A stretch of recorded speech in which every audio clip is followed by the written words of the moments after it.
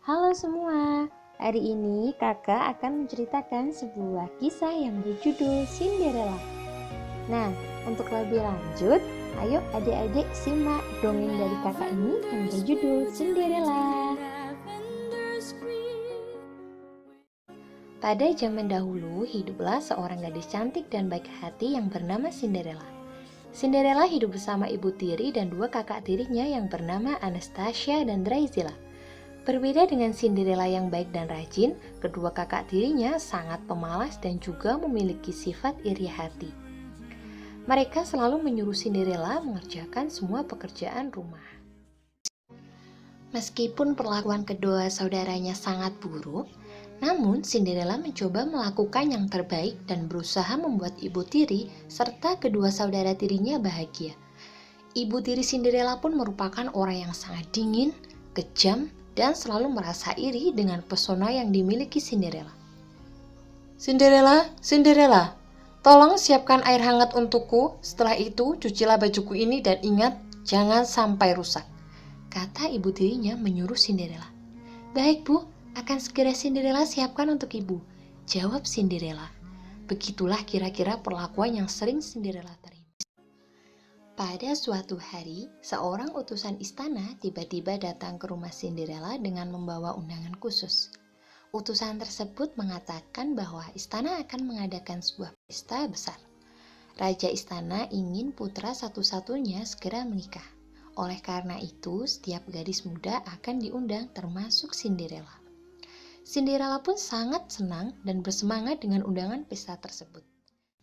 Namun, ibu tiri Cinderella tidak ingin Cinderella ikut menghadiri undangan dari istana itu. Hai Cinderella, kamu tidaklah pantas menghadiri pesta itu, kata Anastasia. Kamu begitu kotor dan tidak cantik. Kamu hanya pantas bekerja menjadi pembantu, lanjut saudara tirinya Drusilla.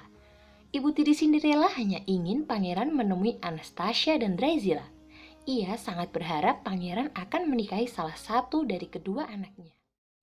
Oleh karena itu, ibu tirinya terus memberikan pekerjaan pada Cinderella sampai membuat Cinderella sibuk sepanjang malam.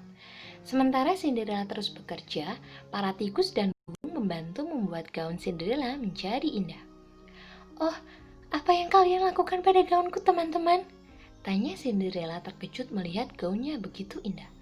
Kami hanya memberi beberapa ikat pita agar gaunmu lebih indah Cinderella, jawab si tikus.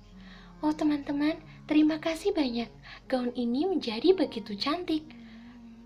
Segera Cinderella pun mengenakan gaun tersebut dan melangkah mengikuti ibu tirinya dan saudara-saudaranya.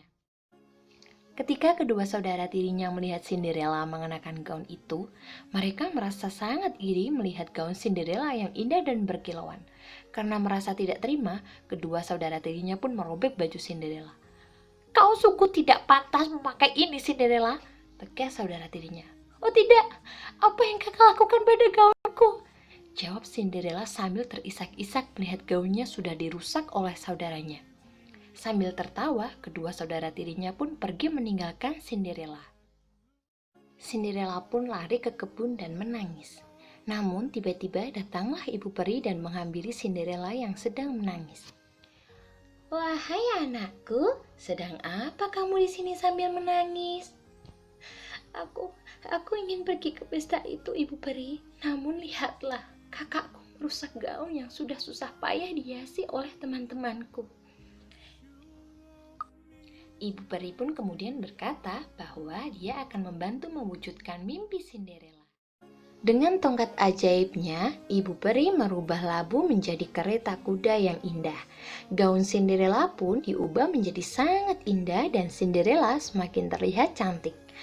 Saat akan berangkat menuju istana, Ibu Peri memberi pesan bahwa Cinderella harus segera meninggalkan istana ketika pukul 12 malam.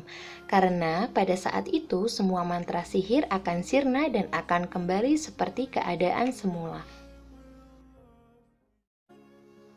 Sampai di istana, Cinderella pun menjadi pusat perhatian karena kecantikannya. Pangeran yang melihat Cinderella pun langsung menghampiri Cinderella dan mengajaknya berdansa. Waktu berlalu begitu cepat. Jam mulai mendekati waktu tengah malam. Melihat jam yang sudah hampir menunjukkan pukul 12 malam, Cinderella pun segera bergegas. Namun, sang pangeran menahannya. Tanpa pikir panjang, Cinderella segera pergi meninggalkan pangeran. Ketika Cinderella berlari, sepatu kaca miliknya tidak sengaja tersangkut pada anak tangga. Cinderella pun hanya bisa memandangi sepatu sebelahnya yang tergeletak di tangga sambil berlari. Sang pangeran namun tidak bisa melihatnya. Akan tetapi sepatu kaca yang tergeletak di tangga dan merasa yakin bahwa itu milik gadis yang baru saja berbicara dengannya. Pengawal, mulai besok kalian datangi setiap rumah para gadis dan cocokkan kaki mereka pada sepatu ini. Serta katakan bahwa mereka juga harus menunjukkan pasangan dari sepatu ini, ujar pangeran kepada pengawalnya. Sampailah utusan istana di rumah Cinderella. Kedua kakak tirinya langsung mencoba memakai sepatu kaca tersebut. "Oh sebentar, tunggu sebentar, ini pasti muat," kata Drizella sambil terus memaksa kakinya agar masuk. "Tunggu Nona, jangan kau paksa bila tidak masuk, berarti itu kan bukan milikmu," kata utusan raja sambil merebut sepatu itu dari Drizella. Anastasia pun tidak mau kalah. Dia juga ikut memakai sepatu tersebut sambil berkata, "Oh lihatlah Drizella, sepatu ini pasti akan muat di kakiku dan aku akan segera menjadi istri pangeran." Namun ketika sepatu itu dipakai oleh Anastasia, sepatu itu terlalu besar untuk Anastasia. Lalu Anastasia pun memberi alasan pada utusan istana. "Tunggu sebentar, ini karena aku sudah tidak makan selama seminggu, jadi kurasa kakiku ini menjadi terlalu kecil. Ini adalah milikku, percayalah." Utusan istana merasa curiga, lalu meminta Anastasia memperlihatkan pasangan sepatu itu. "Sepatu itu sudah jatuh semua, jadi mana mungkin aku menyimpan pasangannya." Mendengar hal tersebut, sang utusan istana pun segera mengambil sepatu itu. Dia pun segera pergi dari rumah Cinderella. Namun, tiba-tiba Cinderella mengejar utusan istana dan berkata, "Pengawal, apakah masih ada kesempatan untukku? Aku juga ingin mencoba sepatu itu." Tanpa ragu, utusan istana memberikan sepatu tersebut kepada Cinderella. Melihat hal itu, Anastasia pun berkata pada utusan istana, "Hai pengawal, mana mungkin pembantu seperti dia ikut ke pesta itu? Tidak mungkin kan? Jadi ambillah sepatu itu dan pergi dari sini." Namun sang utusan istana tidak mendengarkan perkataan itu dan tetap memberikan kesempatan kepada Cinderella. Dan ternyata sepatu itu cocok di kaki Cinderella.